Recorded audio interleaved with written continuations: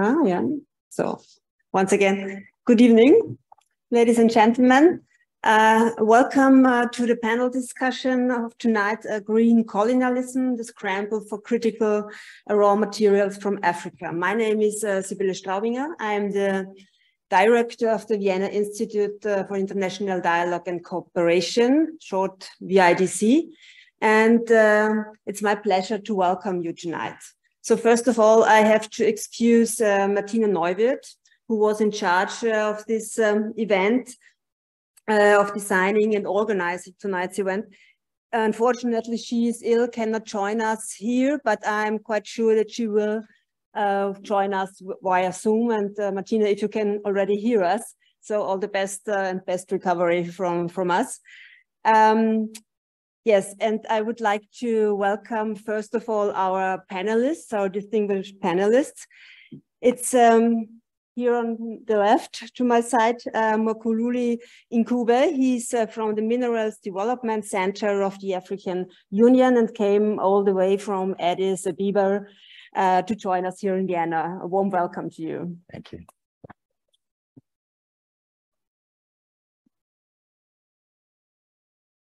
And then I'm very happy that we have Samantha Hargrave from Women in Mining here, who even took a longer way from Johannesburg, South Africa. Thanks for coming.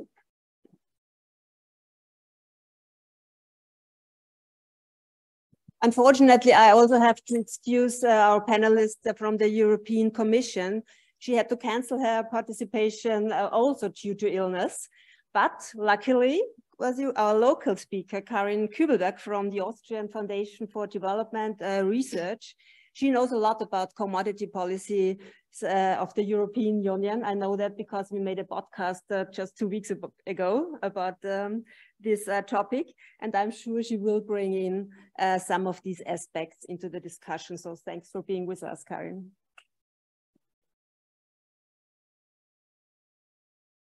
And thanks for all of you for sharing your expertise. And welcome to all of you on this summer evenings that you are interested in our topic today and to bring this warm summer evening with us. So I also would like to thank the team of the Global Dialogue Department at VIDC, because the team had to take a lot of tasks at short notice and manage this in a very solidary way. So thanks to the whole team of the Global Dialogue. Thank you. I also would like to thank the Austrian Development Agency for the financial support of this event. And finally, I would also like to welcome some participants on Zoom. If you can hear me, I hope so. Then please, and if you have any questions, please write them in the chat functions. They will be forwarded to our moderator, Sophie Fessel. I also would like to welcome at this point. Thank you for moderating this evening, Sophie. And Sophie is the policy officer or a policy officer at Global Responsibility, the platform for Austrian NGOs for development and humanitarian aid. She focuses on human rights and policy coherence for development and worked on Austrian as well as European raw materials policies. So she's also quite an expert moderating this panel tonight. I may now wish you an interesting, inspiring discussion and hand over to our moderator, Sophie. The floor is yours, and have a nice evening. Thank you.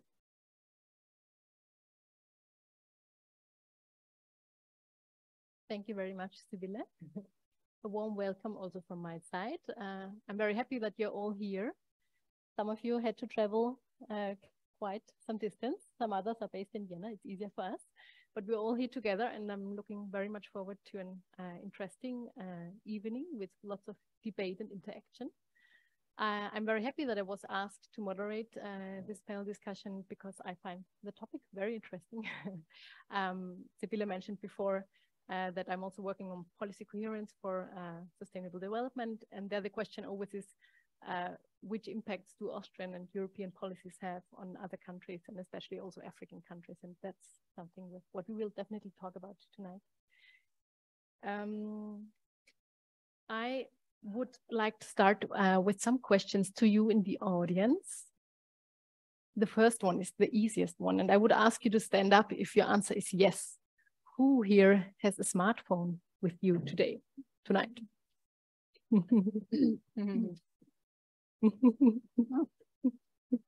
Thank you very much, but not everybody stood up. The second one, who of you has an electric car? Nobody yet. This is surprising me. Who would like to have one? Who has a car? Who has a car, maybe? Yeah, we're in the city. So the last one, who has got an electric bicycle? No, I have to stand up. I have one. Thank you very much. I'm sure that you know why I asked these questions. I just talked about products where we have, which should be generated by renewable energy. And especially when we're talking about electric cars and e-bikes. And we also have mineral resources in them. And when we talk about renewable energy, we need mineral resources to produce them, but also to store energy, for example, in batteries. And these resources are typically extracted by mining.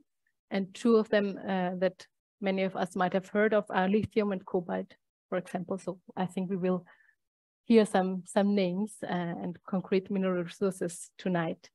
And they are all needed for different products like smartphones, e-bikes, and electric cars.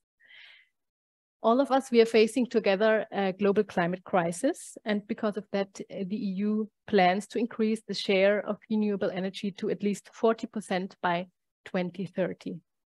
And by 2035, from 2035 on, cars that are emitting CO2 shall no longer be permitted in the European Union.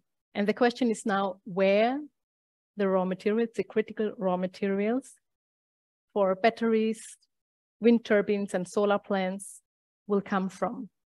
We do have some deposits in Europe, but they are limited, and there's also resistance from communities for mining in Europe.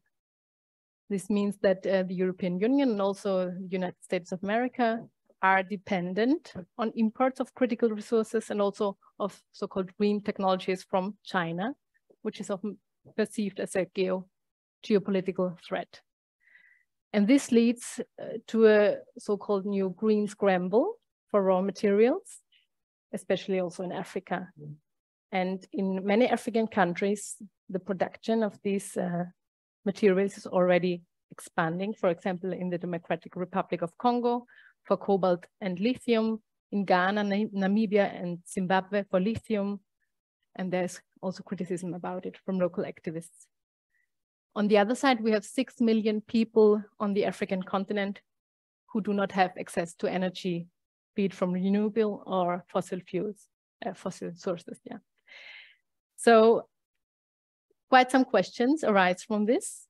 The question is if this scramble for raw materials is leading to a cycle of export dependence, environmental destruction, and human rights violations, or on the other side, if there is a chance for a green and just industrialization, for a transition in Europe, but also in Africa. And the question is how African countries, which do have resources, can also use this situation in their interest and also for the development of local economies. And which role can European actors, politicians, but also the industry play in these questions? How can environmental, social, and government standards be reinforced to protect communities? And how can energy poverty be tackled in Africa? So this is quite some questions, but we have our experts here. And I would like to start with Mkhululi Mncube. I will present each panelist just before you start speaking. So you are the first one.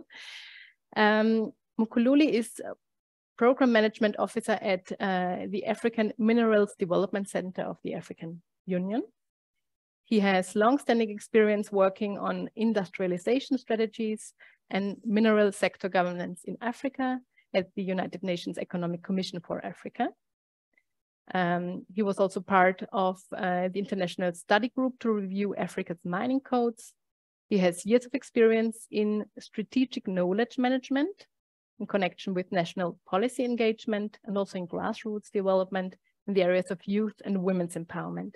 And finally, he's a founder and previous executive of a business incubator in Zimbabwe for startups in mining, agriculture, and app development. So my first questions to you would be, what role critical minerals and green technologies play in the industrialization and economic development across African countries? Maybe you could also give an example. And how investors, companies, and policymakers outside of Africa, especially also from Europe, as we are sitting here in the European Union, can play a supportive role in such a mineral-based industrialization. The floor is yours. Thank you. I always have an icebreaker, which makes my life easier because people then have an interesting way of looking at who the person is speaking. The name is Mkhululi Nkosilamandla Ncube. Yes, that's the effect I wanted. So, but you call me Muku, and I think she did very well to introduce me. So we start off with your narrative of how you initiated the whole conversation with everyone being asked who has a cell phone, who has an electric car, who has an electric powered bicycle, and linking that to the minerals that actually create these batteries is a very good way of starting engaging with individuals to understand what the African mining vision is. So the African Minerals Development Center is the specialized institution of the African Union that is tasked with implementing the African mining vision. And that African mining vision is supposed to be the strategic vision of the continent of ensuring that mineral resources on the continent are optimally, equitably, and transparently exploited for the benefit of those who are exploiting them, as well as the communities and the continent that these minerals come from. Now, based on that, when we talk about how the situation of the green minerals or critical minerals that power your cell phones, your electric cars, your electric bicycles come about, where we are right now when it comes to the issue of critical minerals is a place where Africa has been before. And we will all agree, Africa has always been the provider of these raw materials. And unfortunately, this time around, it has become critical again for them to be provided. So we are going to have to reverse that narrative rather than playing it out again and having the same pervasive issues coming up 3 years, 10 years, 15 years from now. And how does private sector play? So the Africa Mining Vision has a whole lot of elements, guidebooks, frameworks, and even implementation tools that help its, how can I put it, dissemination as well as implementation beyond just the AMDC, the Minerals Development Center. We have what we call the AMV Private Sector Compact, right? When people talk about the Africa Mining Vision, they think it's just an economist discussion. They think it's just the development actors discussion. But as you heard, right, Elon Musk would not be a billionaire or a trillionaire today if there was no lithium deposit, right? And so it has to be read by everyone, understood by everyone, but of course engaged from an element that you want to engage it in. So private sector, for instance, understand the Africa Mining Vision based on the private sector compact that we have for the Africa Mining Vision, and then engage the existence of the mineral spaces that exist in a manner that ensures that there is that equitable, transparent, and socio-economic development-based element of extracting these minerals. So this is where we come from when we speak about how the AMV is supposed to be implemented, or what the vision is, the strategic vision is. It's basically a mineral, to put it simply for those who are still studying economics, it's basically an industrialization framework, right? covered, of course, in wording, but it's an industrialization framework, which is something that Africa needs to do. We need to industrialize using the mineral resources. So basically, it's mineral resource-based industrialization, and the framework has to be following the ethos of what the Africa Mining Vision is. So I think with that, I'm not sure if I did mention the issue of how private sector can engage, all right? And I think we can go on from there when questions get deeper aligned to what exactly we want to talk about today. So thank you. Do you want to leave it here for the first round? I'll leave it here for now. Okay, thank you very much. Then our second speaker is Samantha Hargreaves. Samantha is founder of Women in Mining, which was launched in 2013. It's a civil society organization based in South Africa, as far as I know. She serves as a director, head of programs and fundraising lead. And she is an African ecofeminist activist with 30 years of experience in areas of land, agrarian, and extractives. And she has worked as a field worker, researcher, campaigner, strategist, and program manager in local South African, and international organizations. Samantha, my first questions to you are there any differences in the exploitation of so-called green minerals in comparison to oil and gas? Or do we just face another form of green neocolonialism? And what preconditions are there for mining activities to benefit the communities and workers? And the last one, as in the beginning, we talked also about energy poverty in Africa. How can extractive industries contribute to tackling this issue? Great. Thank you very much. So I think I'll tackle question one. And I think what's really important to assert from the beginning is that Africa has never truly been liberated. So while politically African countries in the late 60s to 70s, and then South Africa being the last to be liberated, there was some variant of political liberation, but genuine economic liberation for Africa remains at this stage a distant dream. And so when we're talking about green minerals and metals extraction as a new form of colonization, I think this is indeed true. And it's not just green minerals and metals. I mean, for centuries, Africa was colonized. The primary driver of colonization was Africa's natural resource wealth. And of course, people, the labor of people, and that's linked to slavery. But I think aside from the green minerals and metals, whether it's gold or coal or oil and gas, Africa has been a provider, and I think Mkhululi says this very well, Africa's provided natural resources to the world. And that has been the vehicle through which Europe and North America have been able to develop. Without the resource wealth of Africa, Latin America, Asia, this development would not have been possible. And so early colonization, it required the structure of governance to facilitate the extraction of resources on terms that were favorable to Europe and North America. Now that colonial machinery has disappeared, but the conditions remain much the same. Africa remains a supplier of raw materials. So Africa basically exports nature to Europe, North America, but new actors like China, India, Russia, South Africa, obviously, which is where I'm based, it receives raw materials and processes. It benefits on terms that are very unequal in relation to the rest of the continent. So we must have a deep critique of South Africa on the continent. And so green minerals and metals is just another wave of extractivism, which is proceeding on very unequal terms for our continent. So I think there I'm asserting that nothing has changed, and nothing can change until Africa is able to assert more sovereignty, is able to control its natural resource wealth and make decisions that are in the best interest of Africans. And I think we must say that for all countries on the continent, I mean, there's obviously varying levels of power, countries are unable to assert real control over their wealth.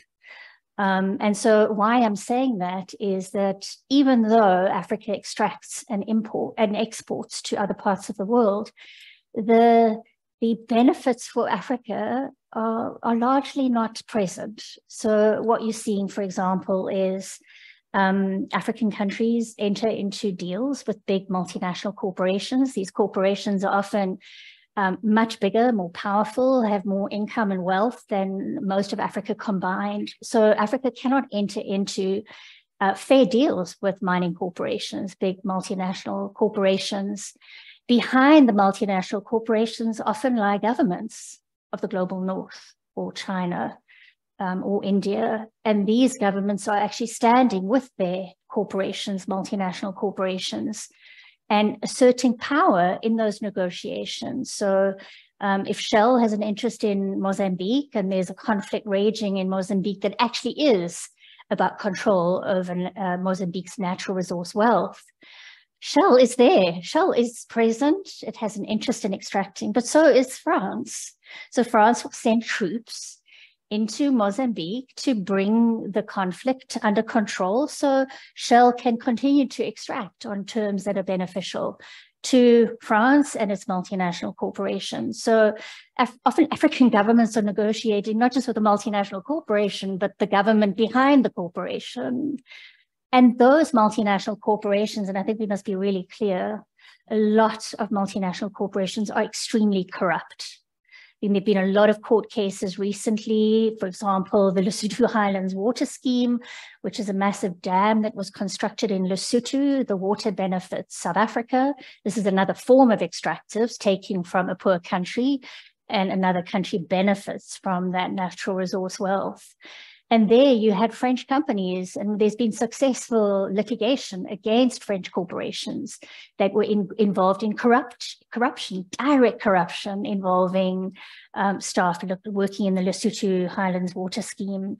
So, I mean, the corporations are corrupt in that they employ their power to negotiate best deals. That's one form of corruption. The other really is that the multinationals do not want to pay as much tax as they should. So that then leads to something we call illicit financial flows. So more money leaves our continent than comes into our continent.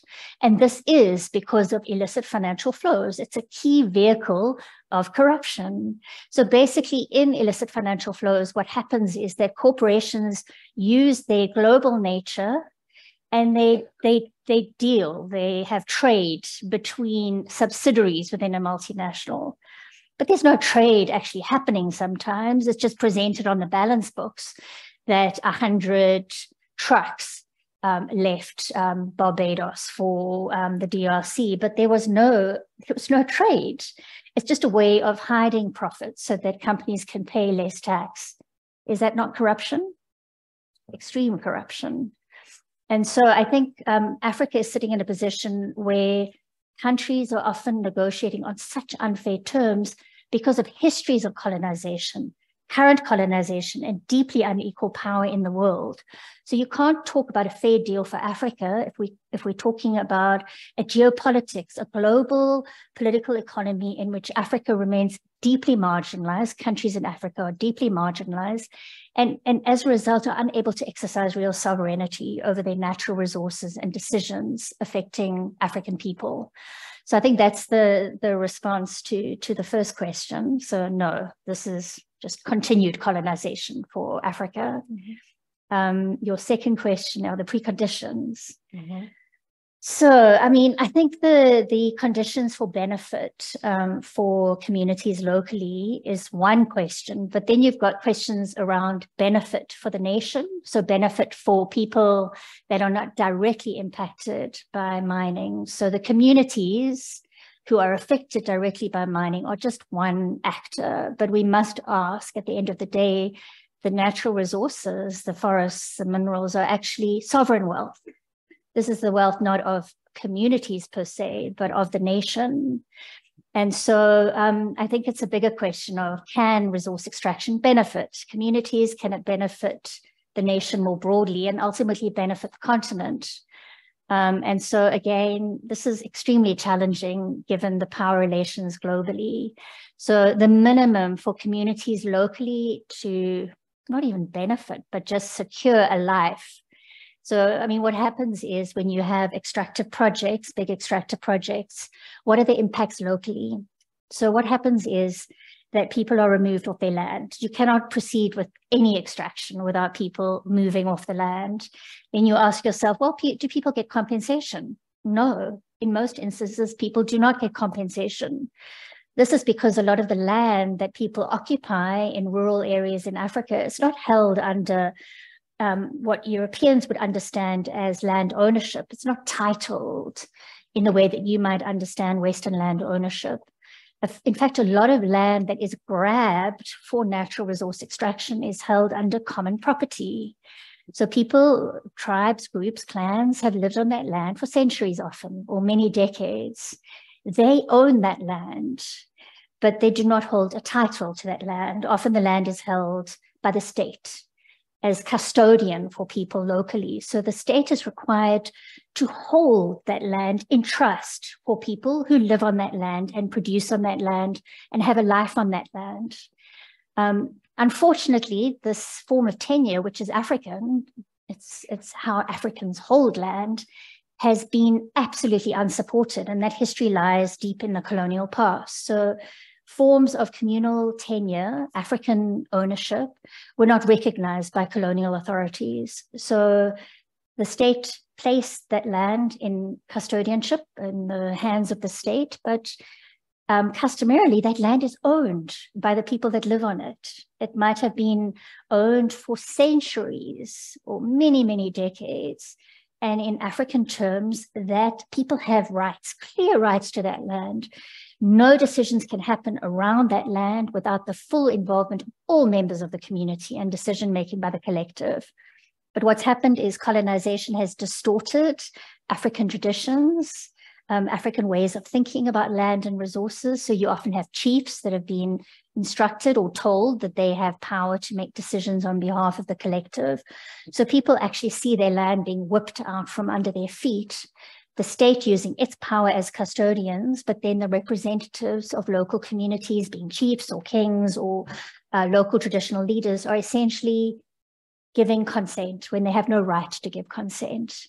So you would have to see a full recognition of customary tenure systems and support to customary tenure systems in Africa, which requires a total overturning of how the colonial machinery has been created and recreated. So as much as colonization politically ended, you still find customary tenure systems in African countries are totally unsupported, unrecognized in African countries. So you would need to see a total overhaul of these tenure systems and full support for African forms of tenure. You would need communities and people in these areas to have consent rights. What does that mean? They would need to consent to projects being implemented on their land. That would recognize and support African tenure systems. People own that land. You cannot take that land without their consent. And that would require free, prior, informed, and continuous consent at any time. If corporations do not deliver on their promises, and corporations very rarely ever do, the promises are, we're going to provide you with health services, education, you're going to get jobs on the mines, we're going to make your lives are going to be so improved, you're going to really experience development. It's a lie, a blatant lie. Very rarely do you ever see corporations implementing what they've promised. And so people lose their land, people lose their forests, people lose their water. And you must remember, in the African context, the majority of people are rural and they are rural producers. That is their life. So a percentage and a growing percentage are urban, and they're urban dwellers and they have jobs or they trade, they have an informal business. But in the rural context, people are on the land and they produce food. That is how people survive. Often a secondary livelihood might be people mine artisanally. When the mines come, they remove people from the land. You very rarely find compensatory land. And if that people do receive land, it's of very low quality. So for example, in Mozambique, in the Gaza province, which is affected by coal, people in villages were relocated, but to land that was rocky and they were unable to produce. Now that's not justice, that's not fair compensation. So you would need free, prior, and informed consent. I'm sorry, I feel like I'm taking a lot of time. I'll ask you. I mean, I'm just outlining, yeah. I'm outlining some of what needs to be in place. I think the question of like national sovereignty, so African countries being able to determine their development pathway without threats or intervention. So as soon as African leaders, and we have the histories of Sankara from Burkina Faso, Lumumba from the DRC, as soon as Africans assert sovereignty over resources and determine a development pathway that's good for people in their countries, what happens? They're threatened. And in the instances of Sankara and Lumumba, and there are many more, people are killed, assassinated. And this is just standing for the interests of African people. So a genuine sovereignty, a respect for the sovereignty of African states and their people and their ability to make decisions in the best interest of people is a really critical piece of what's needed for people to benefit. There's many more criteria, but I leave it there. Okay, so maybe just last one, say something. We could also go deeper in the end, but there was the last one of energy poverty. Yes, so most Africans still live without any energy, safe energy, electricity. It can vary from 95% of people in Burkina Faso to 38, I think it probably has increased in South Africa, 38%. So there's very low levels of energy access on the continent more generally. So the issue for Africans is about development. It's about being able to develop, having control over your resources, being able to extract on fair terms. Do we want to extract these resources now, given that the market is very poor? We're not going to receive many returns on a sale right now of our oil deposits. But and what you see is no matter whether it's fossil fuel energy or green energy, it's the same system. So Wellman did a study with 350.org a few years ago. We were trying to understand what was this rollout of green energy, renewable energy on the continent? What was it looking like? We had a sense that it was at the same scale. So these are mega projects. So you'll find massive coal-fired power stations. The electricity lines literally run over the heads of people that have lost their land, their water, their forests. The renewable energy that is being rolled out on our continent is no different. So you've got, for example, in Kenya, one of the largest wind farms. This affects the Maasai people, an indigenous group in Kenya. People have lost their land, exactly the same as you would find for an oil project or a coal project. Were people compensated? No. Do people enjoy renewable energy coming from the wind farm? Yes, no, no. Again, no benefit at all. So local people carry the costs of these projects and they have no benefits from these projects at all. So I think, again, for Africans to really develop, so move out of very low levels of development requires all that I've already addressed. It requires real sovereignty, real control over resources, and ability to define development on new terms. It's exactly the same question. Okay. Yeah. Thank you very much. Sure. You've now brought up quite some important and also difficult issues. We heard about continued colonization and about power relations internationally. We heard about communities that own the land and the question of how you can also include communities more, or get their free, prior and informed consent to projects. And in the end, we also heard about development in fair terms so that people and local communities can also have something from the projects close to them. Just for you to know, and now we come to Karin, but there are some questions. It would be interesting later on to reflect how that is taken up also by the African Mining Vision. Sure. Yeah. Karin, as we heard, first of all, I want to present you also more in detail.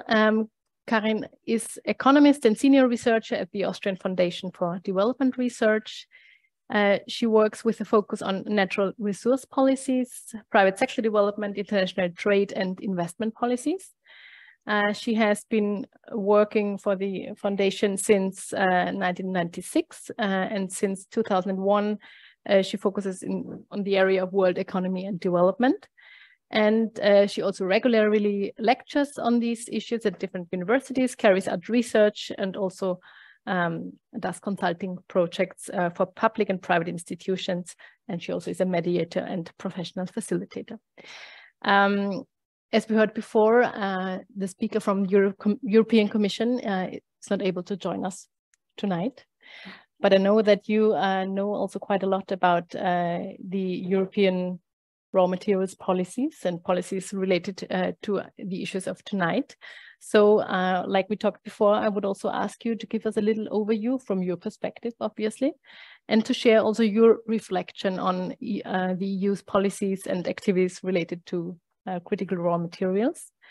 And the second question to you would be if you see alternative policies to the ones in place from the side of European Union, which could bring more sustainable and just outcomes for both the EU and African countries.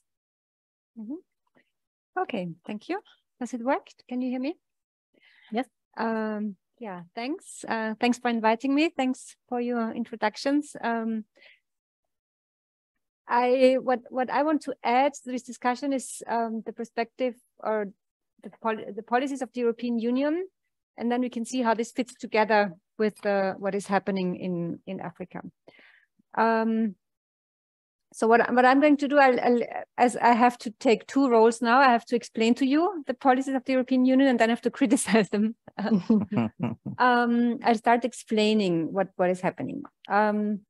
So actually, currently the narrative of the European Union is, as Sophie already said, we need to switch to renewable energy. We need to leave fossil fuels, like energy production. We need to switch to renewable energies. And to switch to those renewable energies, we need a lot of raw materials. This is the narrative. And where do those materials come from? They come from many countries. Also, a lot of those materials come from African countries, but not only, they also come from Latin America and other countries.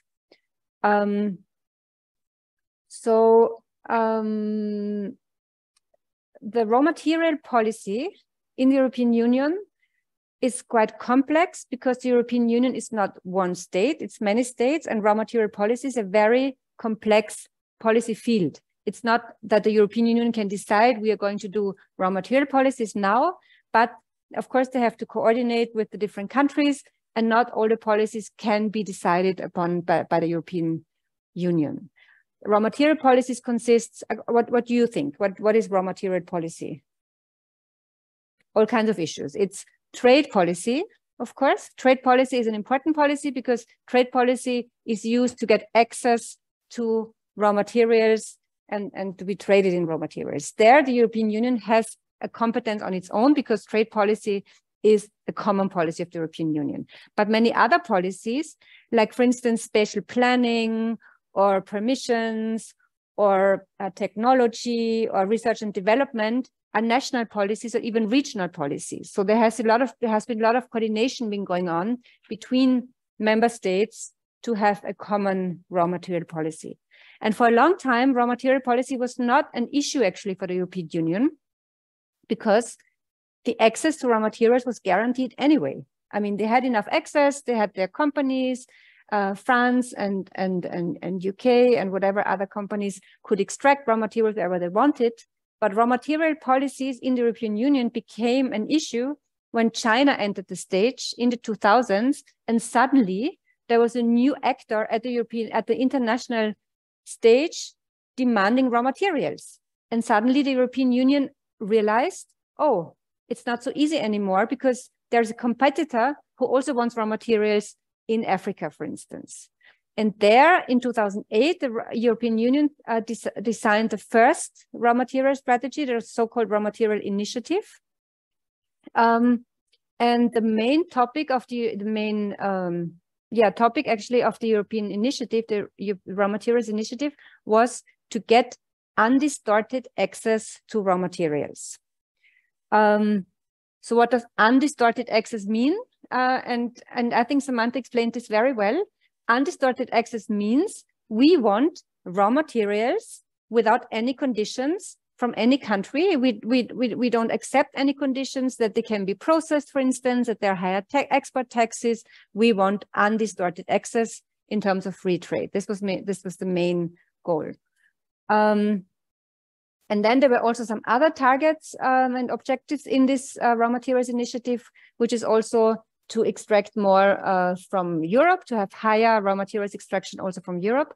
But actually the priority was very much on trade policies and on access to raw materials. And if you look at the European trade policy, then you see that it's quite offensive. That, for instance, the bilateral trade agreements that the European Union agrees on with other countries are quite explicit and are quite limiting policy space of countries, of raw material exporting countries, for instance. And they go, and the trade agreements go even further than the WTO regulations. For instance, the European trade agreements don't allow export taxes on unprocessed raw materials, for instance, on unprocessed raw materials. This was in 2008, and then since 2008, a lot has been going on, of course, with climate change, and the European Green Deal was decided upon. And the European Green Deal is what I said at the beginning, the narrative we need now. We need raw materials for financing, for organizing our green transition. The European Union has drafted in 2011 already a list of so-called critical raw materials, and this is what Sophie and also you have been talking about. And the so-called critical raw materials are a list of raw materials that are important for European industry, and at the same time there is a problem. There is insecurity of access to those raw materials because many of them only are extracted in one single country or in very few countries that have so-called unstable governance conditions. So at the beginning, this list, I think it was 14 raw materials in 2011, and now this list has been updated every 3 years. And now there has been a new list coming out in 2023. And now there are already 34 so-called critical raw materials. And those raw materials receive special attention because there is efforts to secure access to those raw materials as they're needed for the so-called green transition. They're not only needed for green transition, they're also needed for digital transition, digitalization, but also now even in the new raw material strategy, the draft has come out now in 2023, and I'm going to say a little bit about the content of this strategy. It's also about military purposes that are explicitly mentioned in this new law. So the raw material initiative in 2008, and then there was the so-called critical raw materials action plan in 2020, and the list of critical raw materials, all this now came together in 2023 in a new legislative proposal called the Critical Raw Materials Act. And this is important for you now to know the difference between all those initiatives that have been decided upon until now and this act, because now we have a draft for legislation. It's not an initiative, it's not a strategy, it's a legislation that will enter into force probably next year. And now it's very intensively discussed at the European level. This Critical Raw Materials Act has 4 important objectives. One is, and this goes a little bit further now than only securing access to raw materials in other countries. This has the 4 objectives are: one, to strengthen also of the European value chain for critical raw materials. So the difference now is, since 2008, the strategy also for European industrial autonomy has been drafted. So Europe wants to be more autonomous, and also because of COVID and also because of the war in Ukraine and also because of a lot of competition with China, Europe wants to have more production in Europe again and not depend on other countries for instance, the global value chains. So this is one. Then to diversify the EU imports, to reduce strategic dependencies on certain raw materials, to better monitor and mitigate future supply risks, and to ensure a functioning internal market and increase circularity. So what is new now in this new proposal is that the EU will increase efforts also to extract raw materials within Europe. At least 10% of raw materials extracted, like 10% of the raw materials should come from European sources, from Europe itself, and 40% should be processed in the European Union, and then 15% should come from recycled sources. This is also a target, and not more than 65% of a raw material should come from one single country. And those targets are very important. It's the first time that there are concrete targets, and it will be a regulation. So this will be also be enforced somehow. And what is also important is that the European Union also defines a list of so-called strategic raw materials. There are 34 critical raw materials now, but there is a list of strategic raw materials, and these strategic raw materials will have even a more intensified effort to guarantee access to those materials. One of the new aspects is also there will be so-called strategic projects within Europe and in other countries. And those strategic projects are projects that target those strategic raw materials, either the extraction or the processing or the recycling of those strategic raw materials. And the permission and authorization for those strategic projects will have to be quicker. Like there will be 1 to 3 years to get permission from national authorities for those strategic projects. Within Europe, the current draft says that within Europe, the strategic projects, they will not even need permission from national authorities, but they can only how do you say? They can only say no if they don't like it, but they don't have to authorize those projects, and they can only not accept it if for a reason that is within the Critical Raw Materials Act. So there it's quite, I mean, in the draft it's quite a limited power to say no to those projects. I think this will change maybe in the final text, but this is in the draft of this proposal. For other countries, the strategic projects, of course, they will need permission from countries because the European Union cannot tell other countries that they can only say no, but they don't have to give authorization. But also those strategic projects will receive special, improved finance conditions from development banks, and they will receive support also to be to get quicker permission and to be authorized.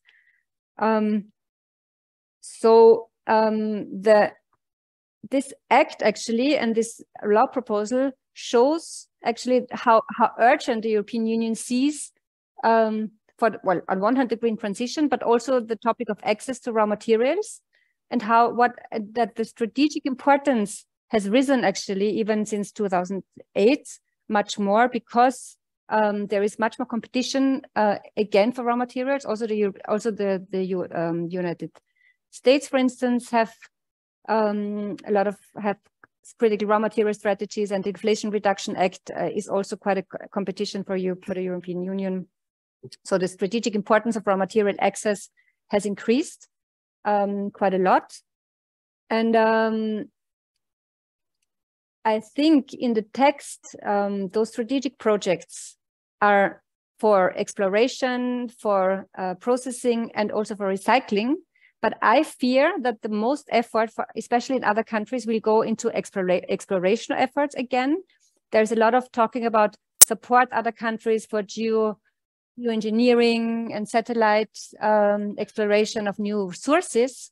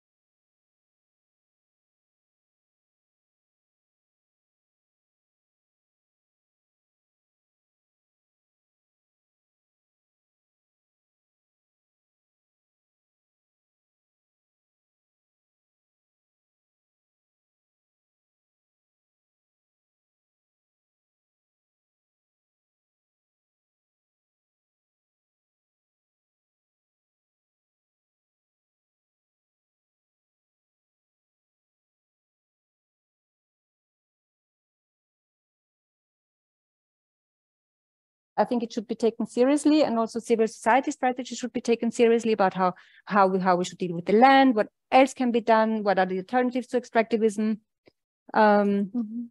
This is a discussion that needs to take place. Thank you very much. And now I come back to you, Mukululi. I would like to take up some points that your co-speakers have been talking about now. And maybe you can explain to us what the perspective of the African Union is on it. The one would be, when we just take up what Karin told us about, we can see that the European Union has quite a strong interest and also is working hard on having access to the resources that European wants to use for the transition. The question now for me is what support the European Union could give to make the vision out of the perspective from the African Union working. So which support could also European give for the industrialization working with mining in African countries? But that's not the only one. Two other issues I would like to pick up from what Samantha said is she talked on the one side about the role of the multinational corporations, and that these institutions also have a very strong interest and also partly supported by the countries behind them. So there's power relations happening. So it would also be the question of how you work with these really big and strong companies also, and what positive role also from your perspective industry could also play. And a second point from Samantha, she talked a lot about communities living close to mining and not benefiting, if I understood right, so much from mining activities. So what is the African Union doing to make sure that there is on the one side consent from communities, and on the other side that they are benefiting more from what comes out of mining? Okay. And you can take up some time because you took a little bit less in the first round. So now the questions come back to you. Thank you. Thank you very much. First of all, thank you to both Sophie and Dr. Karen for doing this. She literally did my job in explaining to you what the Africa Mining Vision is. Her last part of explaining what should be done is exactly what the Africa Mining Vision speaks about. And then Sam mentioned what some of the challenges are, and especially those that are witnessed directly, all right? And so my job is going to start with some elements of agent provocateur, some elements of reflection. Let's start off with the fact that clearly Karen is not the only person who can read and understand. So this means whoever has been crafting these documents that have problems in them understands that the problems are there, but they are not doing it for the purposes of the other side, right? The other side, in this case, I'm speaking about Africa. That's why I started off by saying we have been here before. As the continent, we have been here before. These policies that are coming from other countries, from other regions, from other players, are things that are coming back to us. And as such, the question has always been, why is Africa providing raw materials and not processing them? It's actually in part of the responses that have led us to where we are. Back in the day, before minerals were critical, when Africa says, or African-based companies that are not multinationals talk about wanting to grow their mining reserves to be able, or rather their mining capacity to be able to mine the local minerals and process them for the benefit of the locals. When you're getting those loans from multilateral development banks, they always come to you as if they are processing experts, and they tell you there is not enough power on the continent for you to do this, right?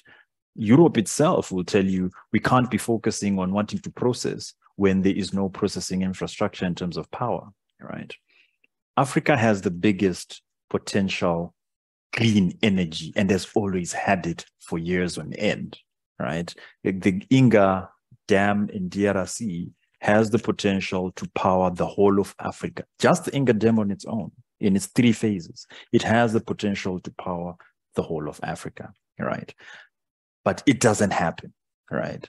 DRC is not given the capacity to be able to deliver that. And the question is always talking about how it's risky, how it's always a challenge of the governance issues and whatnot.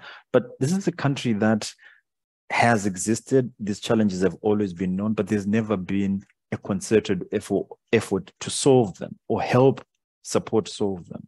So when you say Africa doesn't have the power to process minerals, and yet you are not having a concerted effort of making sure that it's capable of doing so, it then becomes a very disingenuous statement when we are reading it and when we hear it. Disingenuity, and should we say hypocrisy, comes from when you are telling us we want us to be doing green power, right? And yet when you encounter challenges, the first thing you do is to come and get fossil fuels from us to ensure that you go through a cold winter using the same fossil fuels that you do not want us to use, right? So the issue of critical minerals then becomes whose criticality, right? Is it critical for the rest of the world? It's just critical for a certain group of people who are choosing to ensure that when it's time to be critical, they deal with criticality that has to affect them. But then when it's not critical, it's definitely not critical for everyone else. So this issue of how we are saying extractivism has existed on the continent is because we have been here before. When Europe needed gold, right? We were here, we provided that gold. When China needed steel, when it needed iron ore, we have been here, we've been providing that steel. When bauxite was needed for cars development. And at the time, it was an issue of combustion engines. That was not the challenge. The issue was, do we have enough aluminium to create car bodies? We were there to support this, or we weren't even supporting it wantingly. We were supporting it because we have the minerals. And now we've come to a point whereby you need the critical minerals, right, to suggest your zero carbon emission elements or zero carbon emitting development. And we are there again. So why not start by stopping the cycle? And stopping the cycle is simple. Stop doing what you have done before and then start doing new things. Stop perpetual growth for you to constantly say you want to be developing at an unprecedented pace whilst watching a whole continent with 600 million people not having lights after 6 p.m. wallow in poverty. Stop that and now start seeing how can you help the rest of humanity, right, work on issues that help everyone else. So when we say we want to support development on the continent and industrialization on the continent, let us do it with perfectly non-malicious intent, all right? Have a document that when Kate reads, she's like, yes, this means we are now changing the narrative of how Africa is taken by us, whether here or anywhere else. So we're talking about how power is required on the continent, and it's still required on the continent. We have the DRC Zambia initiative, whereby, unfortunately, we are still playing and pandering to the green revolution situation, whereby we're saying we want to create batteries for electric vehicles. That's a position that Africa is able to actually use what they call comparative advantage in terms of costs. Those batteries can be made in DRC, in Zambia, at the border between the two, right? With power coming from Inga, which is not yet there, or power coming from Kafue, which is not yet there in terms of expanding power production capacity, right, for Zambia. That's not being done. And in any case, at the moment, if it's being done to precursor levels, right? It's being done to precursor levels. And that is a reality that we have to accept. We can't go beyond the precursor levels to be creating the anodes, the electrolytes, the cathodes, the pico controllers, and all the devices that actually ensure that the battery that exists for green minerals or from green minerals or for technologies that use these batteries.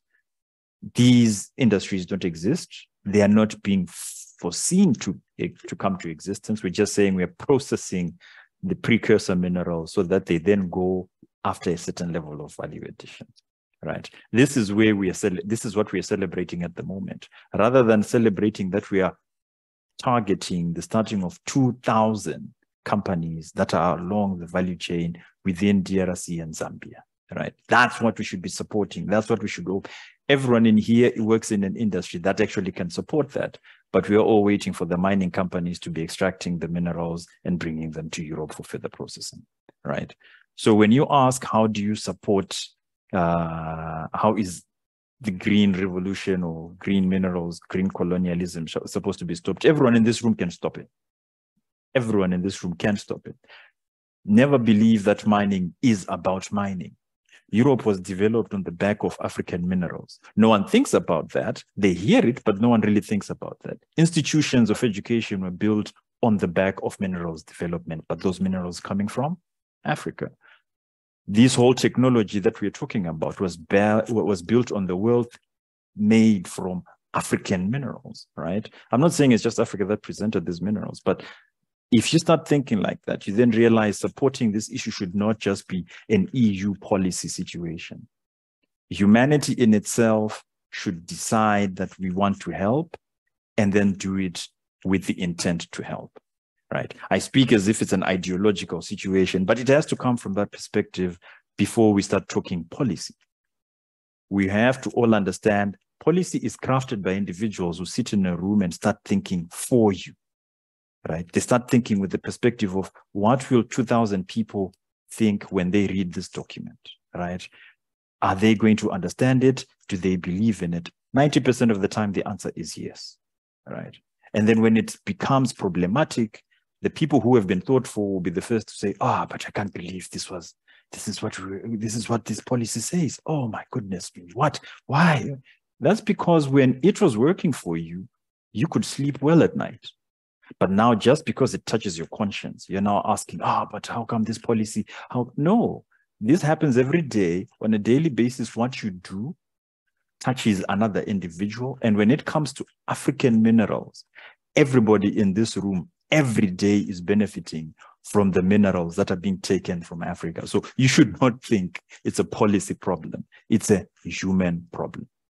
So being a human problem, let us then support human beings that are suffering from this problem. Let us stop the way we do things. If we're going to be changing our consumption patterns, then let that be the case, right? Don't even think about the minerals yet. Think about why you are finding it comfortable to want to go and get minerals from a continent that's only providing less than 3% of greenhouse gas emissions, right? Because the 97% were provided by you anyway. If you find that okay and consciously correct, fair and fine. We will not bother you. But this is the narrative that we're trying to change, right? So the AMDC implements the Africa Mining Vision, which has been beautifully explained by Karen. And as such, when we think of that, every day we are always asked, but how come these are the problems? How come? Realize that we are all part of a problem that exists. But more importantly, we are also all part of the solution. And the solutions are plenty plus, but they definitely require sacrifice. Right. So how you actually deal with supporting, I did say it. We have private sector players in here.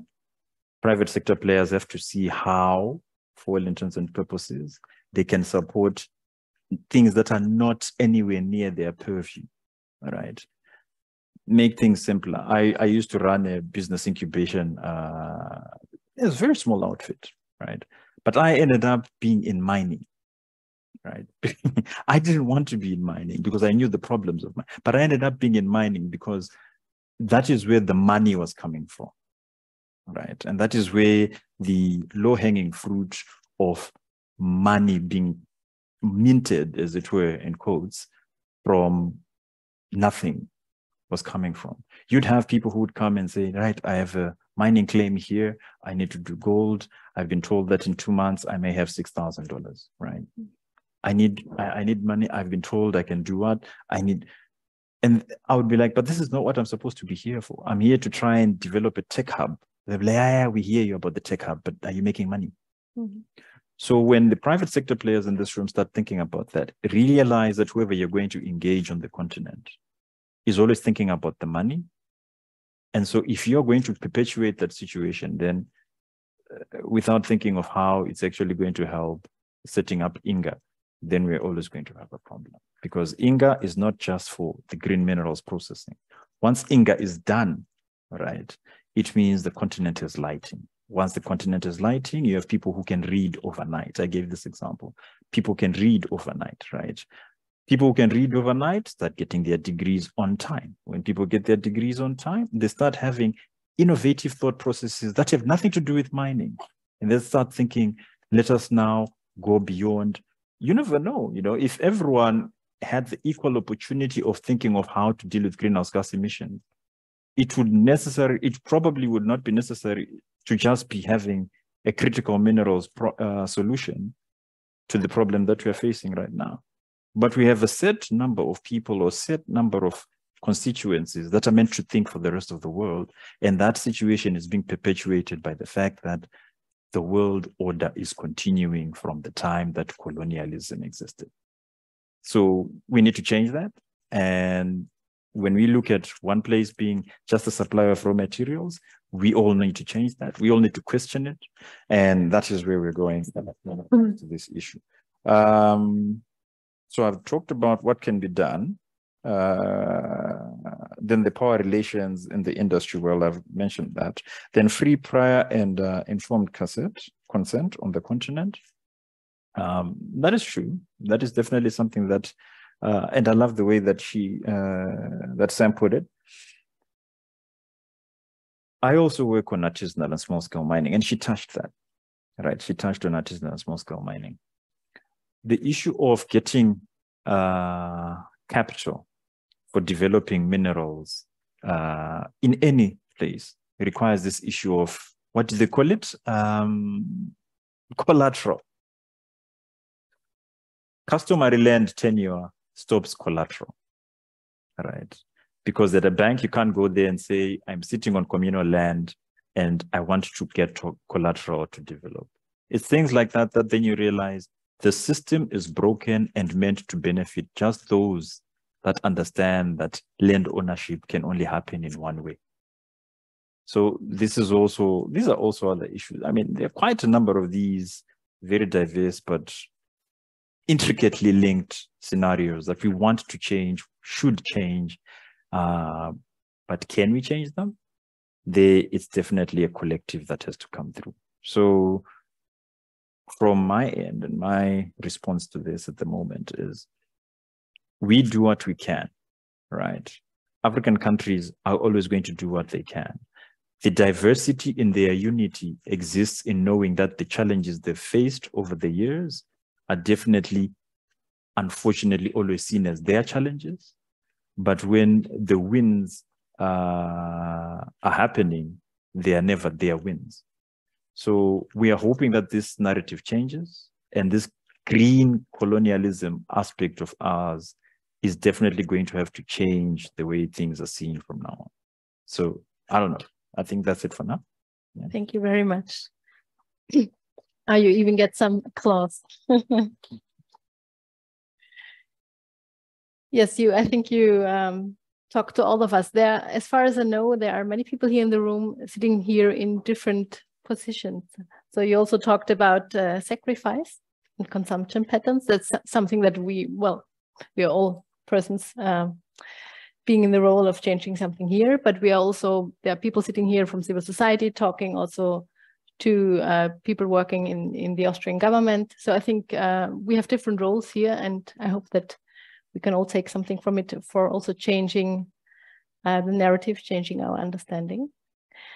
We now come again to you, Samantha. I saw that you took a lot of notes, and I decided now, I'm quite sure that you have a lot of ideas how to react on what you heard before. That's fine. For you, I would just give the floor to you without a concrete question. Otherwise, I have some. So yeah, I was taking notes and doing a lot of reflection. So I think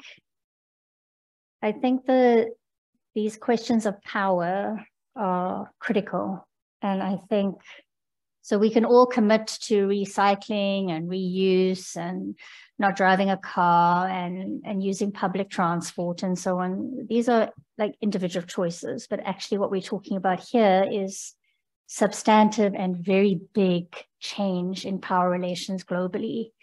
This is the only way that African countries are going to be able to exercise choice and control their resources. So that requires a substantial shift in power relations. And what does that actually look like? So we were talking earlier, one African country on their own cannot stand against the type of power that I've been speaking about. So I think one of the critical questions is that if you've got an African country that has, for example, like Guinea-Conakry. Guinea-Conakry is in West Africa. It's a tiny country.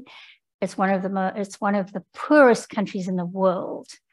Now, the government there enters into negotiations with a vast range of multinational companies that want the bauxite.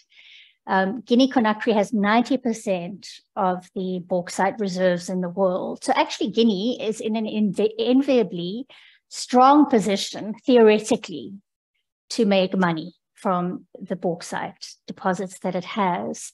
But why can Guinea-Conakry not exercise power? So it's a tiny country, it lacks power, it's heavily indebted. I think this is something we need to acknowledge as well. The ways in which power is wielded over African countries and other countries in the world is the debt. the debt crisis. I mean, Africa's swimming in a debt crisis. So you not only have the power of governments behind the multinational corporations, you've got extremely powerful multinational corporations, and then you have this massive debt crisis. So, I mean, and the debt crisis, its origins are diverse, but some of the debt actually is colonial debt. So every single African country after liberation inherited a massive debt from the colonial period for infrastructure and resources that did not serve the majority of people in that country. So you've got the debt crisis originates there. Then you have, after liberation, vast new loans were taken by African governments to develop their countries.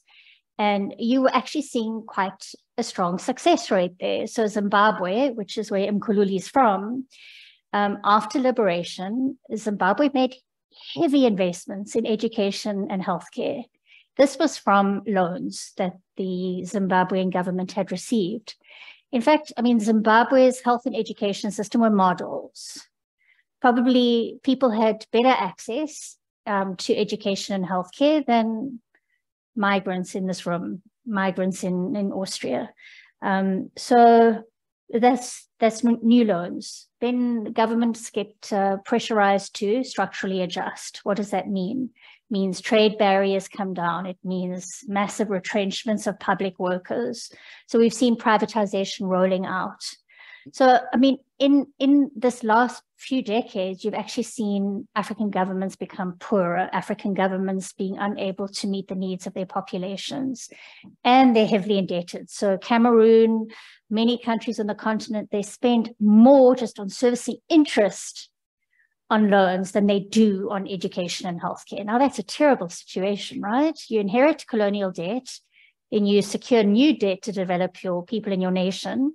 And now you're so heavily indebted that you are now trading your natural resources to get new loans to settle interest on private sector loans. So it's just a vicious cycle. So it means African governments are in these negotiations are disadvantaged 3 or 4 times over in basically asserting their power. So I think, I mean, this is a really important question, and we keep coming back to the question of debt. So where do these resources come from for African governments to industrialize, to develop their economies? Where do they actually come from? They have to come from loans. And these loans create more debts and more dependency on increasingly private financial institutions. And so there you're actually seeing new loans just to service private sector debt. So again, these are shackles that sit around the necks of African countries in terms of actually even imagining a development pathway beyond just servicing the natural resource needs of richer countries, more powerful countries in the world.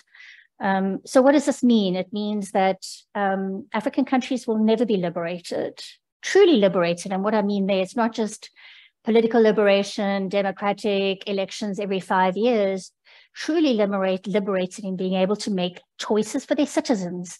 No, we do not want to extract, to export to Germany or France. We choose not to export now, or if we do extract, it's on our terms for national or sub-regional benefit. This is exactly what needs to be happening, but there are so many constraints on African countries being able to make different choices. So, I mean, from my perspective, we have to have a truly Pan-African, so just as Europe has unified Pan-Africa, at a Pan-African level, countries need to unify. A single country cannot go it alone. If a country defaults on debt or determines that it wants to exercise sovereignty over its resources, it's going to face pressure to settle debts quickly. It's going to face pressure in terms of trade deals. It's going to face pressure in terms of bilateral agreements for aid and so on. This is exactly how pressure is exercised on African governments. So we need Pan-African solutions. I mean, there's some developments there. You've got now some unity around trade, but again, they have very powerful interests on the African continent. So you're having a trade treaty, and I think a lot of this is going to actually benefit South Africa. South Africa with its corporations, very powerful corporations on the continent that literally have decimated national businesses, small businesses that have been, for example, producing beer. So the competition between African countries also has to be addressed. But I think for African countries, we need to be looking at, and I think from below, the work that we're doing as WOMAN is really about supporting people's organizing, building unity between people's movements so that you have a genuine solidarity and Pan-African unity that's coming from below, that's not imposed from above. And so I'm sorry, Mkhululi, I think the African Union is really important, but we need sort of genuine unity from the people, from the ground up.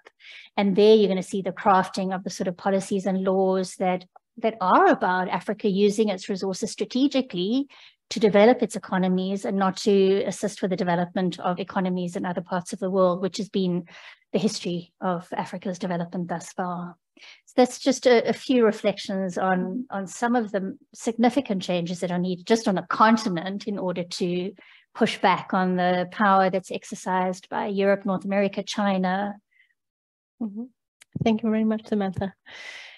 Then maybe we go to Karin once again. I would like to ask you, since most of us here in the room are living and working here in Austria and in the European Union, I would like it if we go out with, well, there are quite some ideas and visions came up here. Thank you very much for that. Maybe you can reflect a little bit on what this means. Well, there's the personal level, but more for the political level and also for private sector, how such a Pan-African solution can also be supported. I mean, well, we have this situation of different interests also from the European side, but it would be very interesting how we can support that from the European perspectives. Such Pan-African solutions could also be supported from different stakeholders. A difficult one. Can you hear me like this? Because this hurts really behind my ears. I can. Can you? Yeah.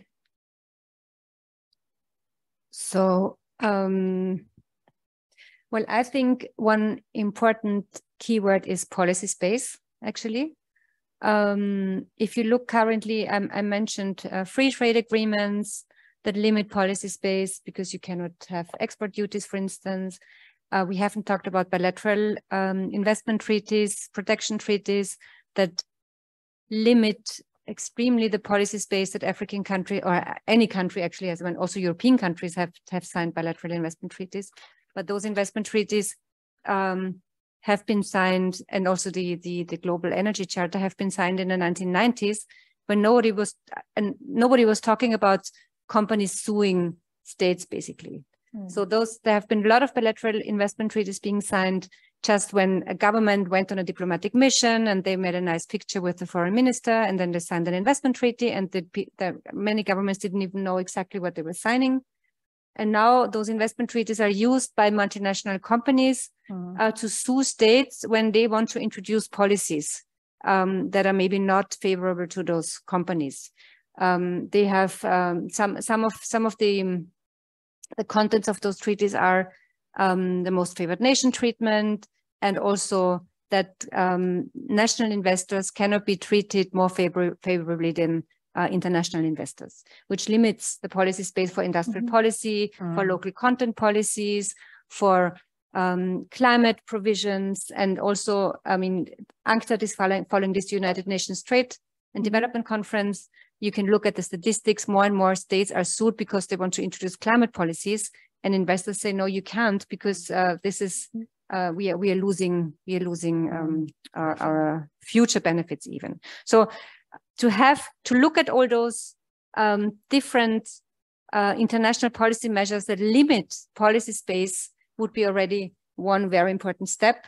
And then the other one would also be, I mean, actually, there is now a revival. I don't know if you notice this, but a revival in Europe and in the US about industrial policy. I mean, suddenly it was, I mean, in the 1990s and 2000, it was not even possible to talk about industrial policy because everything was only free market and the free market forces and nothing to regulate. And now suddenly we're talking about industrial policy, about supporting lithium production in Europe, The United States is also investing millions and billions in their companies in order to bring production back to the United States. So now there's suddenly industrial policy happening. But actually, I mean, why shouldn't African countries do the same type of industrial policy? And also, I mean, why don't we listen? I mean, I think Europe, if they're really serious, as you said, they should be serious, that they should listen to the needs of African governments and civil society. What would they need in terms of support for developing, for creating more value addition, for developing circular economy there, for and what kind of technology would they need, and what kind of technology transfer, and what kind of education. So there could be a true cooperation if there is more listening and not more conditions. So it's one is about policy space. I think there are many things that have to be done by like in international treaties to create more policy space. The other one is truly listen to the needs and have true cooperation in terms of what can Europe, how can the know-how that Europe has be used also in other countries. Also our know-how about industrial policies. There is a lot of know-how on industrial policies, and also the third issue is that I already mentioned before. I think we have to connect the discussions between our energy use and like the green transition has to happen. We have to get out of fossil fuels. There is no doubt about this. But how can this be done with reducing our energy consumption? And maybe one last word. If now we look at all those projections done by the International Energy Agency and the European Energy Agency, there is a lot of projections how much the use of raw materials will rise in the future. Lithium will rise 60-fold and cobalt will rise 15-fold and whatever. But then if you look closer to those figures, it's only for batteries for electric cars. So if we skip those electric cars and if we say, okay, we need to change our mobility to public mobility and to different forms of mobility, then we'll need a lot less raw materials, because we don't need all the lithium and cobalt only for the battery production. It's not for the windmills, and it's not for the photovoltaic. It's mostly 60% is for producing electric cars. So if we organize a different form of mobility, then we don't need all this. Of course we will need more renewable energy, but a lot less. Because 60% is only for cars. So there is a discussion, it has to be linked, the discussion about the need for more raw materials has to be linked to what do we really need it for? And do we, I mean, and what do we really need energy for? And we can also have a good life with less energy. It's not about we need to switch on off all our lights and we cannot study more at night in Europe. It's about what do we really need the energy for, and how can we secure a good life for everybody with less energy use. And I think this is possible if we look at distribution and our real needs and redistribution also of, like there's a lot of inequality also in Europe that can be changed. Yeah. Thank you very much for breaking down what we heard before also in quite concrete ideas. And as we saw in the beginning, nobody of you wants to have an electric car. So maybe that's some good news. Now we come to you, to the audience here in the room, but maybe also online. We are very curious what kind of questions and comments you have to the audience, to the panelists. Yes, I would first of all take some questions from people sitting here in the room, and then we will see what we have from the chat. Start with you, please, and maybe shortly introduce yourself just to know. Yeah. Well, wait for the microphone, just a moment. Hello, my name is Mariam Rokida, and I've worked in DRC in East Africa for over 7 years on conflict minerals. So thank you for the discussion. And all of you have touched upon, you know, stopping the narrative, but stopping the perpetuation of neocolonialism, or the apt title of green colonialism. And Samantha, you touched upon this, and so have you, Moko, thank you.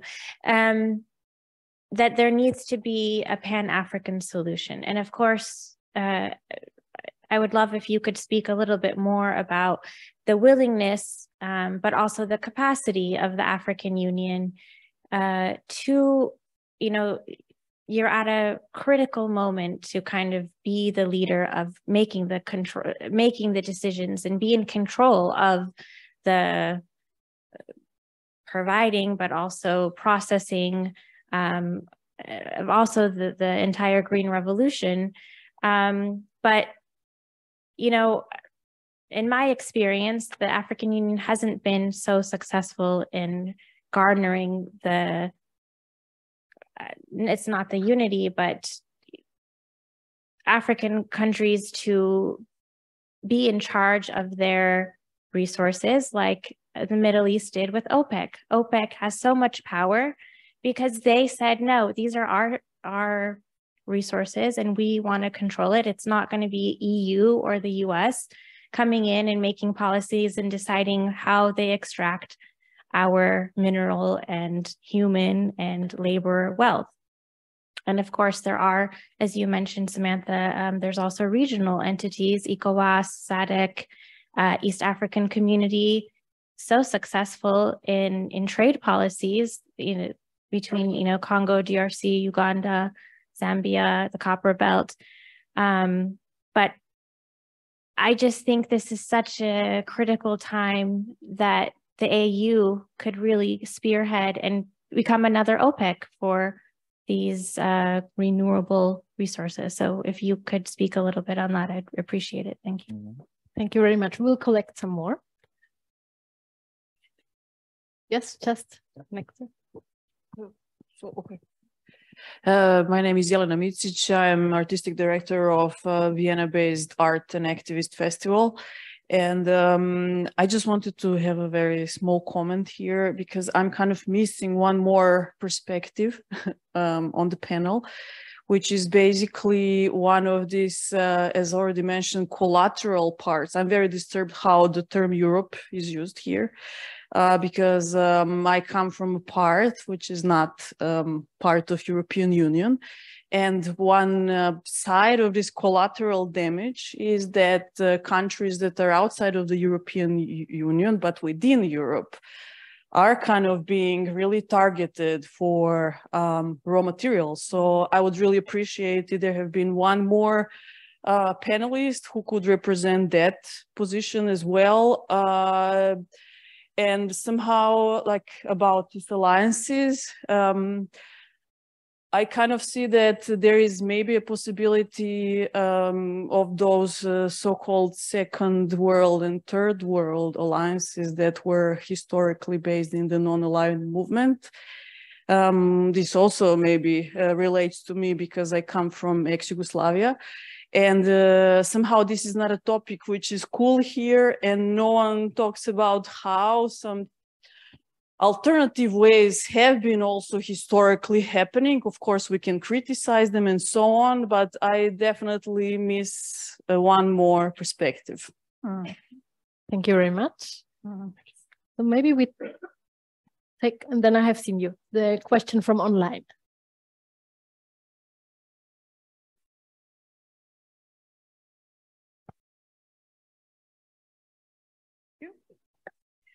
That are two questions from Francesca Chapman, I guess, to the guests from Africa.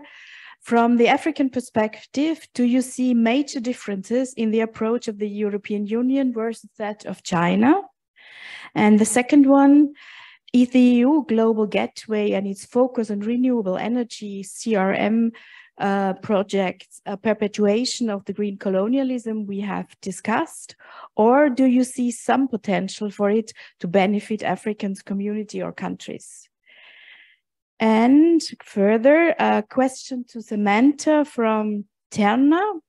Recalling generally weak data and economic analysis available for most of the continent, how are projections, planning and policy for Africa's development accounting for genuinely different and appropriate development paths for the continent?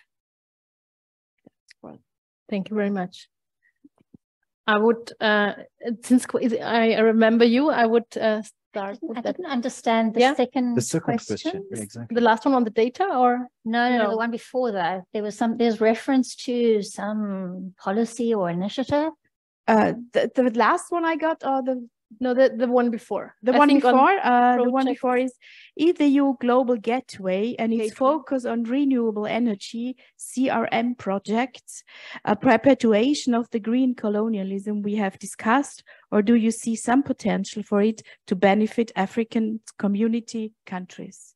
Which gateway? Yeah. Global Gateway projects. Huh? Yeah.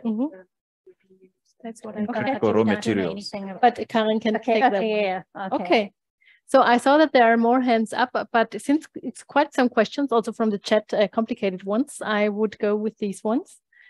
Who wants to start? I can start. Yeah. I'll address the first one from Francesca, right? Is it Francesca? Miriam. Which one is Francesca? Online. We had online. Miriam. Right. Ah, yes. Miriam Lithium OPEC. That's you, right?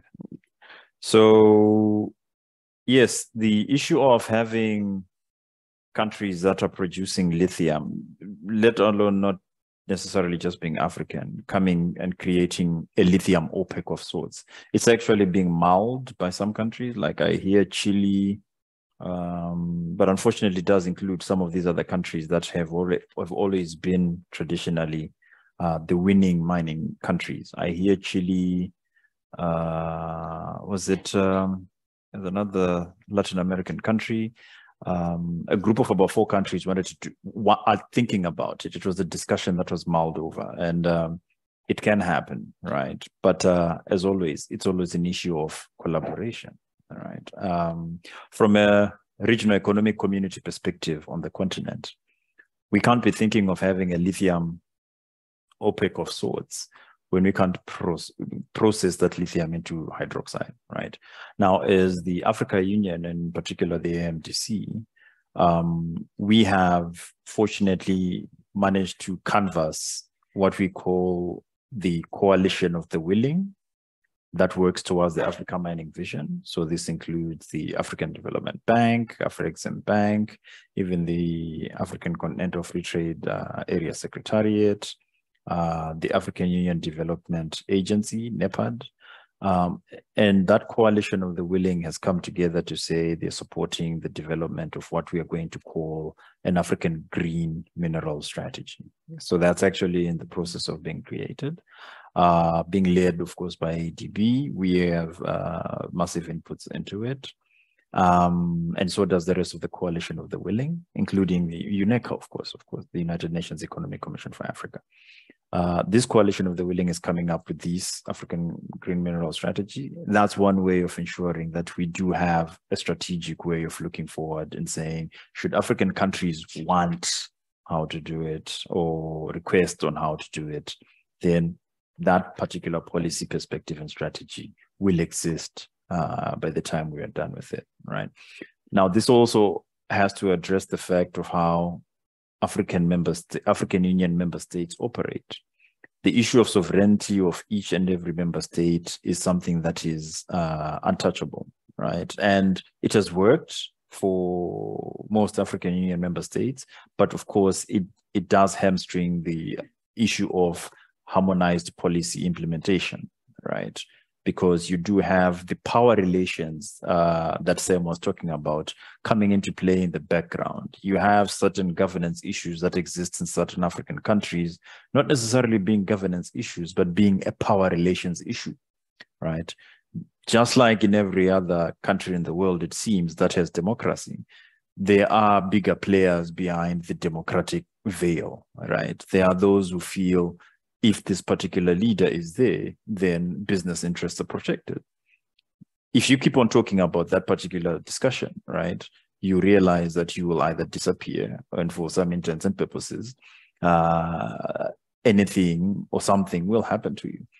So if you then want to talk about how or why the African discourse of why are they not coalescing, how come they are not harmonizing policy implementation, it's because some of them actually are held for the lack of a better term, in the background by these power relations that she's talking about. You have multinational companies that have profits, or should we say revenue, well, let's call them profits, not even revenue, right? That have profits that are bigger than the GDP of the country they're working in, right? And those relations are not to be taken lightly. So that is a challenge that exists when it comes to why certain things seem like it makes sense to do them, but it's not happening. But of course, we do not stop at the fact that because there's a challenge, we are not going to continue.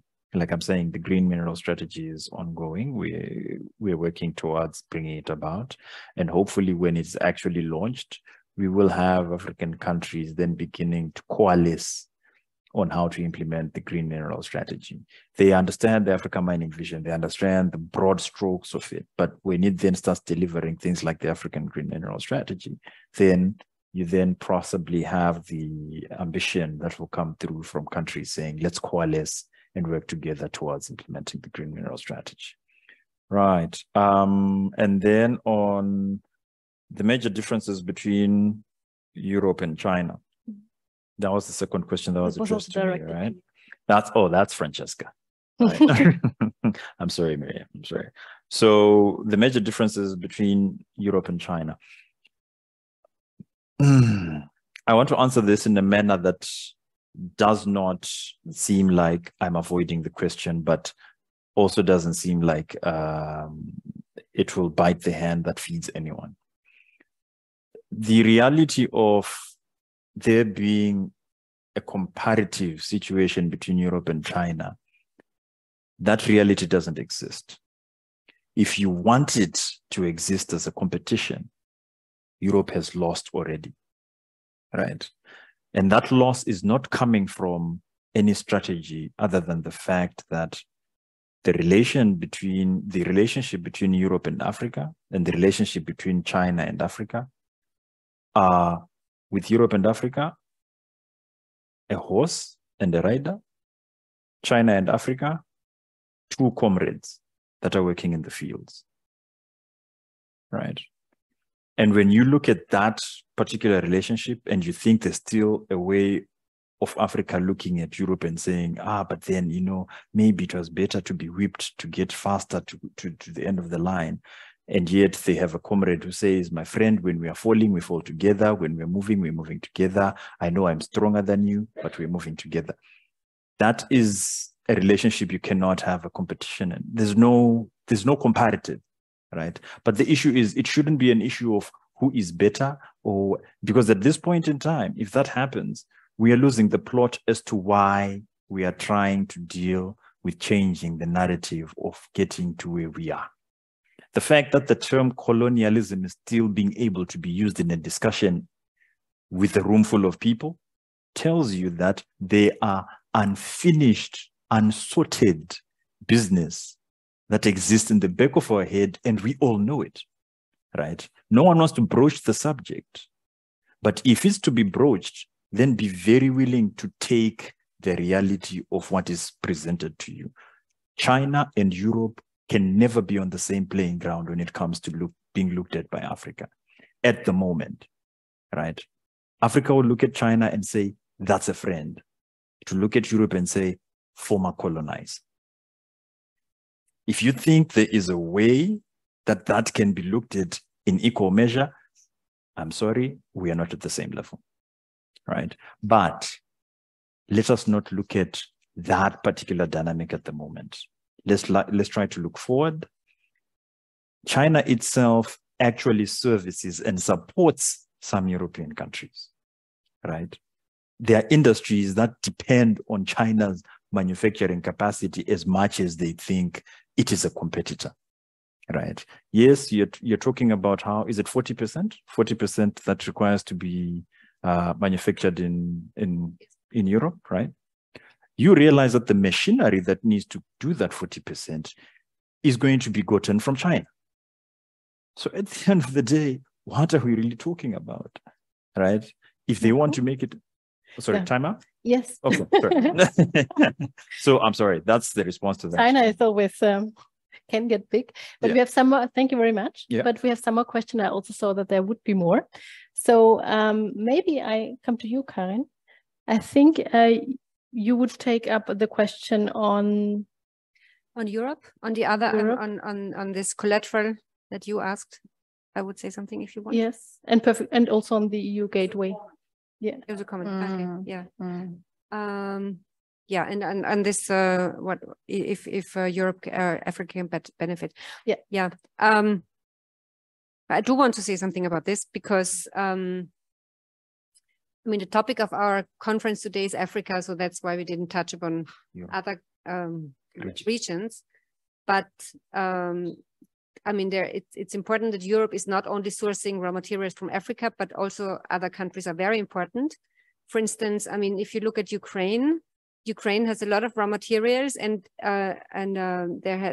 Europe has signed a raw material partnership with Ukraine and has even signed it again or reinforced it again. Even in November 2022, in the mid of the war, they have re-signed the raw material partnership with Ukraine. And also, I mean, you say ex-Yugoslavia, Serbia. You're aware this lithium mine that Rio Tinto wanted to open a big lithium mine in Serbia, and there were big protests because people were not informed, and the environmental impacts would be very, very big in terms of water, in terms of chemicals, and there were big demonstrations. And then the Serbian government retook the authorization. Well, they postponed it somehow. So I mean, of course, there's conflicts and extraction going on also around Europe and in other countries. And maybe one aspect that is also important to know is, I mean, no country and no people want extraction of raw materials in their neighborhoods. I mean, and there's a lot of resistance going on, and there will be a lot of resistance. Portugal has resisted. In Portugal, there was resistance against the lithium mine. In Austria, there are controversies about the lithium mine in the south of Austria. In everywhere, people don't want mining. And what is funny, I think, in the raw materials, in the Critical Raw Materials Act, is this passus that if actors want to have a strategic project financed, they also have to present a strategy how to sell it to the people, how to communicate it.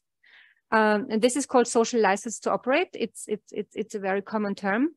So if now actors want to open a new extraction project, they also have to kind of tell how they want to get the social license to operate in Europe, because of course this is not going to be easy in Europe as well. I mean, who wants mining basically?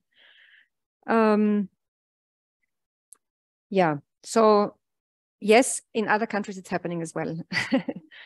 And the question is how this Critical Raw Materials Act can benefit Africa, I think was the question. It was about the EU gateway. EU gateway. And yeah, I mean, this is about EU development policies and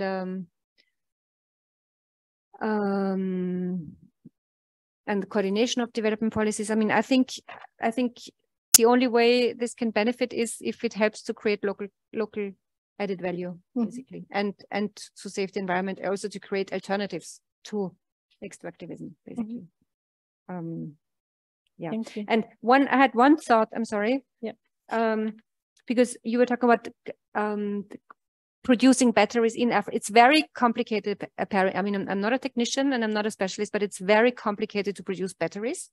Even Europe has difficulties because there's a lot of technology, a lot of know-how, and this is why Asia and Europe and China, they have such a lot of advance in this because they have invested for decades now in those technologies, and it's not easy to produce batteries at all. And also, I mean, the precursor, you call it, for batteries, they can explode when you transport them. So it's not easy also to transport those batteries. So it's easier to be produced close to where they are used, basically.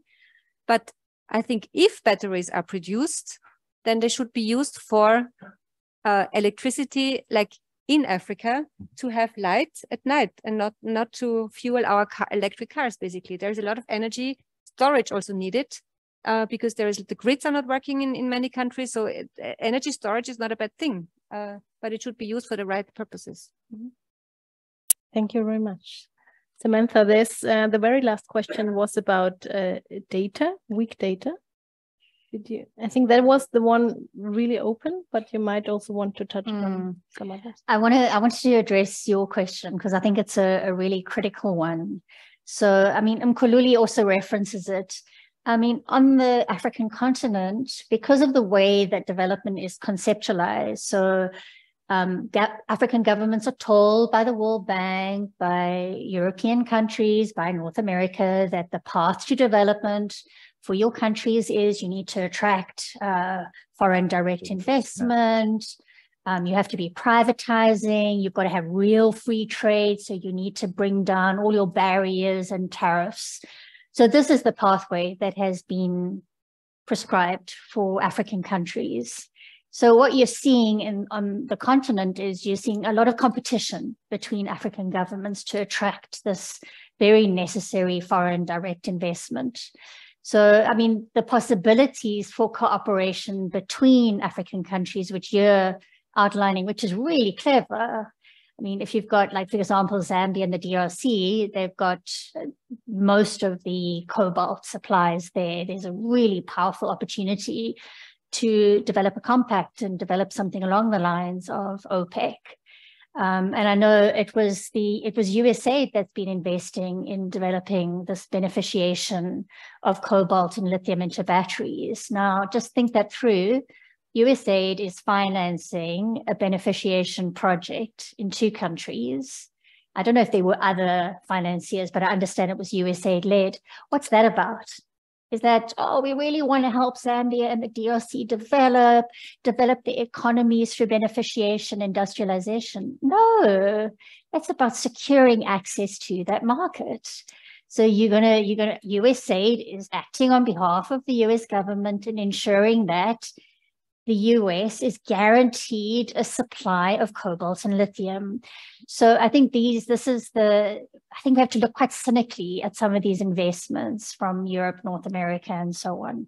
So as long as there's competition between African governments, as long as the pathway to development for Africa is along the traditional lines of opening your economy, privatizing, financializing everything, this is what we're going to see. There's going to be an absolute failure of African governments that are in competition to really unify. And I think that the other challenge is that we don't actually have a single African government that is actually really stepping over the boundaries here, pushing hard in rethinking the development model. So African countries, governments are following the line, they're towing the line. And some of it is around self-interest. Ruling parties want to stay in power, so ruling parties and the political elite can benefit, can eat. So there's a whole lot of vested interest in terms of ruling parties and the political elite. So there are problems in the African context with African governments. I cannot think of a single government that will break outside of the prescribed road, the prescribed pathway. I mean, you've got the Mali. What happened with Mali in the last year is you had a coup. And that coup was basically, it was about France and France's continued control over Francophone countries in West and Central Africa. I mean, the French are extreme. I mean, there you literally have the 90% of the foreign reserves of former French colonies are in France. They are managed by the Reserve Bank in France. So essentially, you've got a vast amount of the wealth of African countries that were previously colonized by France sitting in France, and countries are benefiting from loans from their own reserves, essentially, and those loans are being used so French companies and French consultants can benefit, can make some money. So I think we really have to understand how the geopolitics, even at an African level, play out and do not support unity. So I think that's something a comment I wanted to make. I think this question of data. And maybe to the point, it's quite late. So yes. Thank you very much. Yeah, I'm not sure if the problem is data. I think the problem is the space to innovate, the space to develop. And I think we've focused quite a bit in this conversation about, we just need to make decisions in the best interest. Like, who's making decisions for African countries? Who's making decisions in Austria or in any European country? Are the decisions that you would like to see implemented? No. Democracy is a game. It's about power. It's about who wields the most power. I mean, your multinational corporations here are powerful. I mean, in the US, the multinational corporations, they actually they dictate American foreign policy, American policy. So you've got a revolving door in the US. You've got people that are serving in massive oil companies coming back in, serving in the state, ensuring that policy and law serves the interests of those multinationals, of the political elite.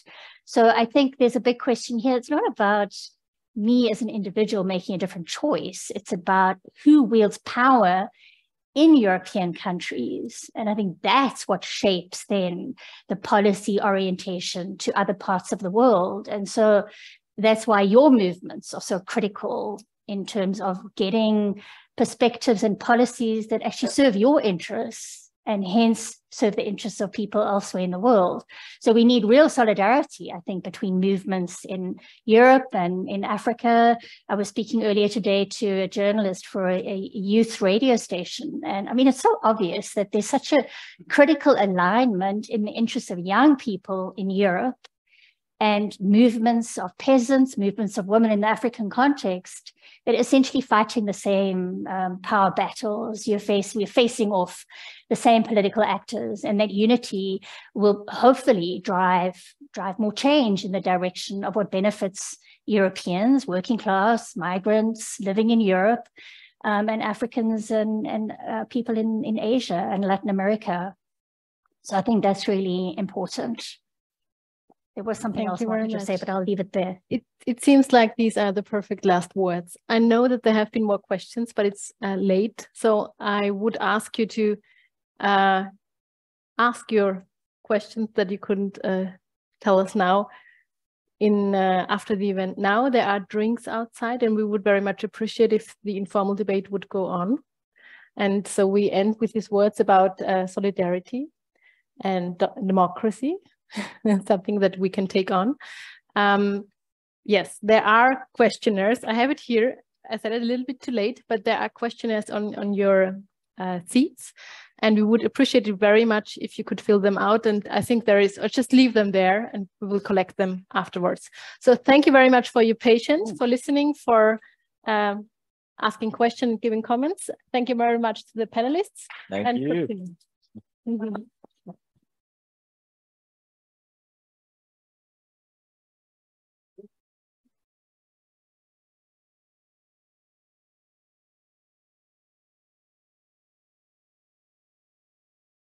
Madam? Can I help you?